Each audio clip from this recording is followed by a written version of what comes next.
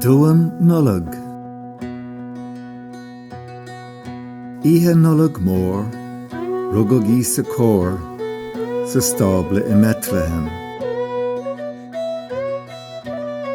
Tháinig angel dé, chuig géirí bocht an tlé, is chuaigh siad an stábla I Bethlehem. Fuair siad sa stábla an leanbh is a bháthir, é na lí sa bhain séir I Bethlehem. Is mullim sim chríostí an leanbhálinn í sa rugog sa stábla I Bethlehem. Duan Nollag. Ihe Nollag mór, rugog í sa cór, sa stábla I Bethlehem.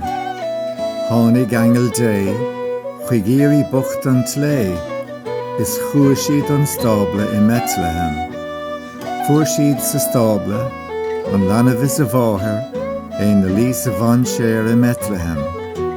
Is mullim sim chríostí, an leanbhálinn í sa rugog sa stábla I Bethlehem.